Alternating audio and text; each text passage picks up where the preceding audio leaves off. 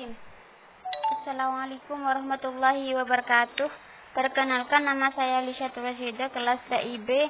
Saya akan mempresentasikan proposal penelitian saya yang berjudul Sistem Pendukung Keputusan Paling Terdampak COVID-19 menggunakan metode TOPSIS.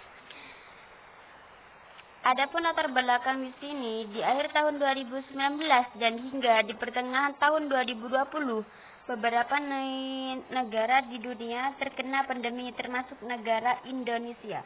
Pandemi ini merupakan jenis virus yang baru ada di dunia yang sebelumnya belum pernah ditemukan. Virus ini dikenal dengan Coronavirus Disease 19 atau disebut COVID-19.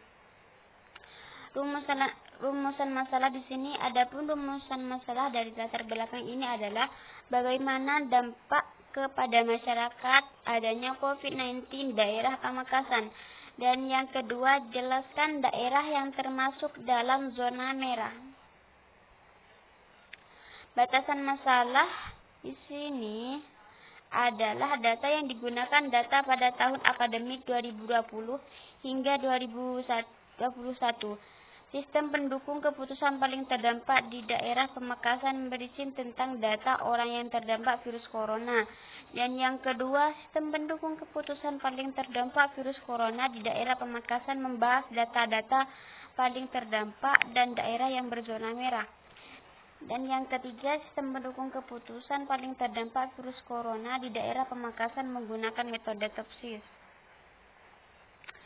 Adapun tujuan di sini, dari latar belakang dan rumusan masalah di atas, maka penulis dapat memberitahukan tujuan penelitian sebagai berikut: membangun sistem aplikasi paling terdampak COVID-19 di daerah Pamekasan mengimplementasi metode TOPSIS.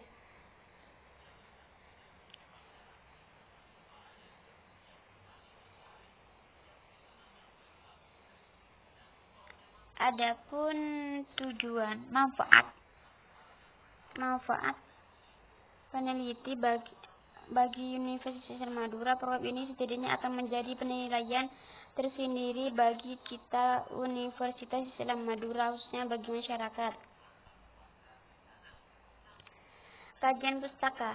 Pada tahun 2020, Irham Rizaldi Pratama meneliti tentang sistem pendukung keputusan atau disebut SPK menentukan kabupaten yang terkena Coronavirus Disease 19 untuk memberlakukan sistem pembatasan sosial berskala besar atau disebut PSBB dengan menggunakan metode TOPSIS. Dengan menggunakan metode TOPSIS, sistem ini dapat membantu pemerintah untuk melakukan perhitungan setiap daerah dalam penerapan proses PSBB sebagai upaya penyebaran COVID-19. Landasan di sini landasan teori. Yang pertama, sistem pendukung keputusan, dan yang kedua, pengambilan keputusan.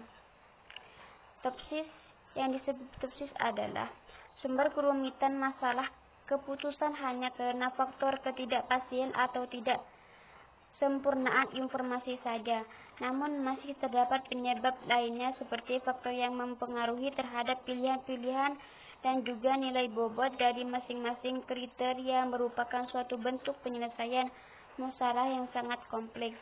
Pada zaman sekarang ini, metode-metode pemecahan masalah multikriteria telah digunakan secara luas di berbagai bidang.